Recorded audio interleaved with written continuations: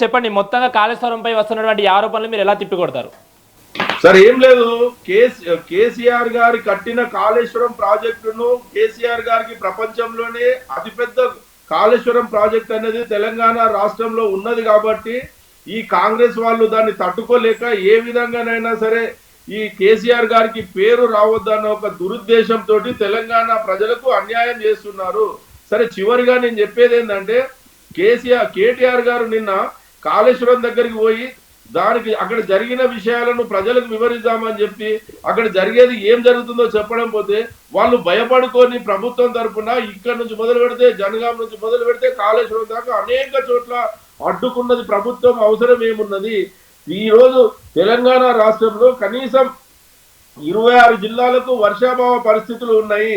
మరి ఎందుకు ఈ ప్రభుత్వం ఇలాంటి పరిస్థితులలో కూడా ఎందుకు కేవలం మేడిగడ్డ ప్రాజెక్టులో 2 పిల్లర్లు కూలితే 3 సంవత్సరాల్లో 2 పిల్లర్లు రిపేర్ చేయలేని చాతగాని ప్రభుత్వం గొప్పలు చెప్పుకొని మీ కాళేశ్వరం 1,00,000 కోట్లు అవినీతి జరిగిందంటే 1,00,000 కోట్ల ప్రాజెక్టే కాదు యాదగిరి గారు, అవినీతి 1,00,000 కోట్లు ఎట్లా జరిగింది? కేవలం 2 పిల్లర్లు కూలితే ఇంత ప్రశ్నించడం ఎందుకు అని అనడం కరెక్ట్ కాదు. ఎందుకంటే కొన్ని కోట్లు పెట్టి, కొన్ని వేల కోట్లు పెట్టి కూడా ఇది నిర్మించారు.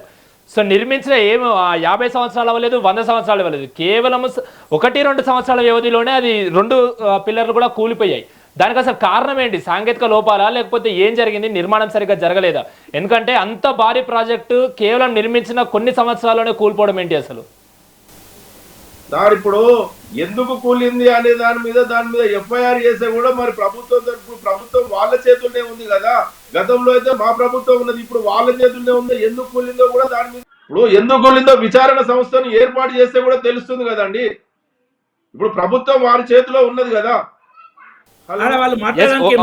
యాదగిరి గారు, నేను అంటుంది ఏంటంటే ఓకే, వాళ్ళు విచారణ జరుపుతారు, నిజ నిజాలు బయటకు వస్తాయి. కాకపోతే మీ ప్రభుత్వంలో జరిగినటువంటి తప్పిదం కాబట్టి మీరు ఖచ్చితంగా దానికి ఎక్స్ప్లెనేషన్ ఇవ్వాలి. అది అసలు ఎందుకు కూలింది, మీ దృష్టి వరకు ఏమొచ్చింది అసలు? సార్, అక్కడ కూలినది మా తప్పు ఎక్కడ లేదు. అట్లయినా దాని ఖర్చు అయ్యేది 4,300 కోట్ల రూపాయలు ఖర్చు అవుతుందని చెప్పేసి అది కట్టడానికి కూడా ఎల్ఎన్టీ కంపెనీ వాళ్ళే కడతా అన్నా కూడా ప్రభుత్వం దాన్ని కట్టనిస్తలేదు. ఎందుకంటే అది కట్టిన తర్వాత ప్రభుత్వం నుంచి ప్రజలకు నుంచి ఎలాంటి నష్టం జరగదు. అది ఆ కాంట్రాక్టర్ కడతా అన్నా కూడా ఈ రోజు ప్రభుత్వం కట్టనిస్తలేదు. దేనికోసము? కేవలం కేసీఆర్ గారికి పేరు రావద్దని చెప్పి. సరే, ఇప్పుడు గతాన్ని పక్కన పెట్టుకుంటే ఈ రోజు జరిగేదా ఇప్పటికి కూడా కేవలం ఇప్పుడు 3 నెలల నుండి ఆల్రెడీ ఎల్నీనో అనే దాని మీద బలపడుతుందని చెప్పేసి ప్రపంచ వాతావరణ శాఖ చెప్పుతుంటే కూడా మరి 3 నెలల నుంచి చెప్తుంటే ప్రభుత్వం ఎందుకు చర్యలు తీసుకోలేకపోతుంది? కేవలం మేడిగడ్డను ఆయన ముట్టుకోకున్నా సరే, కానీ కేవలం అక్కడ ఒక చిన్న పాయ వస్తుంది, ఆ పాయ నుంచి అయినా సరే ప్రజలకు నీళ్ళు ఇస్తే సరిపోతుంది కదండి. అది కూడా చేత కాకుండా అసలు యాదగిరి గారు, మీకు అసలు నా ప్రశ్నే అర్థం కాలేదు అంటున్నా నేను. చెప్పండి. నా ప్రశ్న ఏంటంటే, మీ ప్రభుత్వ హయాంలో నిర్మించారు, గొప్ప ప్రపంచంలోనే అతిపెద్ద లిఫ్ట్ ఇరిగేషన్ అన్నారు, అక్కడి వరకు ఓకే. కానీ మీ హయాంలో ఉన్నప్పుడే మళ్ళీ కూలింది, దాదాపు 2 పిల్లర్లు డ్యామేజ్ అయ్యాయి, దాంతో కూడా భార్య కూడా కోట్ల నష్టం జరిగింది, ప్రజలు నష్టపోయారంటూ కూడా ఇటు మీకు అపోజ్గా ఉన్నటువంటి పార్టీలు చెప్తున్నాయి. అది కూలడానికి ప్రధాన కారణం ఏంటి? మీ దృష్టికి ఏమొచ్చింది?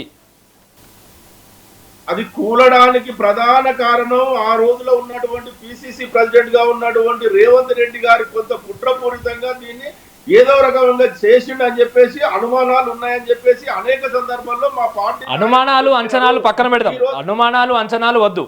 అరే, ఈ రోజు చెక్ డ్యామ్లను కూడా పేల్ చేస్తున్నారు కదండి. ఈ రోజు కేసీఆర్ గారు కట్టిన చెక్ డ్యామ్లను కూడా పేల్ చేస్తున్నారు కదా. ఎందుకు విచారణ చేపించలేకపోతుంది ఈ ప్రభుత్వము? అది ఈ రోజు ప్రభుత్వం వారి చేతుల్లోనే ఉంది కదా. కేవలం కేసీఆర్ గారిని కుట్రపూరితంగా బదనాం చేయడం కోసం మాత్రమే ఈ పిల్లర్లను కుంగుబాటుకు అసలు అక్కడ ఏమీ జరగలేదు.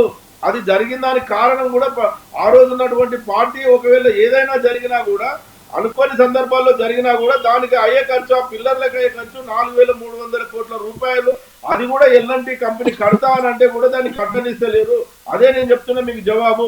ఒకవేళ కేసీఆర్ గారి ప్రభుత్వంలో ఏదైనా అవినీతి జరిగినా, అవకతవకలు జరిగినా మీరు కేసీఆర్ గారి మీద కాళేశ్వరం మీద విచారణ సంస్థ ఘోష్ కమిటీ చేసినా కూడా మీరు కొండను తవ్వి ఎలుకను పట్టినట్టు ఎక్కడ కూడా మీకు ఎలాంటిది దొరకలేదు. ఈ రోజు నేను అందుకే మీ ప్రశ్న అందులో ఉన్నది. కానీ ఈ రోజు 1,00,000 క్యూసెక్ల నీళ్లు మన కళ్ళ ముందట నుంచి పోతున్నా కూడా ప్రభుత్వం చర్యలు తీసుకుంటలేదు కదా. ఇప్పుడు రామ్మోహన్ రావు గారు చెప్పినట్టు కన్నెపల్లి పంప్ హౌస్ ఆన్ చేస్తే 13.5 కిలోమీటర్లు గ్రావిటీ ద్వారా అన్నారం చేరుతాయి. మరి ఎందుకు దాన్ని ఆ కన్నెపల్లి పంప్ హౌస్ ఎందుకు ఆన్ చేయలేకపోతున్నారు? ఇప్పటి వరకు 97 మీటర్ల కాడ నడుస్తున్నాయి, 93 మీటర్ల కాడ ఇప్పుడు లిఫ్టింగ్ చేయొచ్చు, కానీ ఎందుకు చేయలేకపోతుంది ప్రభుత్వం? చేస్తే ఏమవుతుంది? కేసీఆర్ గారికి పేరు వస్తుంది, అక్కడ ఉన్నటువంటి తెలంగాణ ప్రజలకు రైతులకు న్యాయం జరుగుతుంది, అక్కడ ఉన్నటువంటి రైతులు కేసీఆర్ గారిని గుర్తుపెట్టుకుంటారు. కాబట్టి కేసీఆర్ గారిని ఏదో రకంగా బదనాం చేయాలి, అవినీతి చేసిండు, అక్కడ జరిగింది సరైన నాణ్యత లేదని చెప్పేసి బదనాం చేయడం కోసం మాత్రమే ఈ రోజు రేవంత్ రెడ్డి గారు చేస్తున్నాడు. కానీ ఇక అక్కడ ఎలాంటి తప్పు జరగలేదు. అది కాంగ్రెస్ పార్టీ కుట్రలో భాగంగానే ఆ పిల్లర్లు కుంగిపోయి యాదయ్య గారు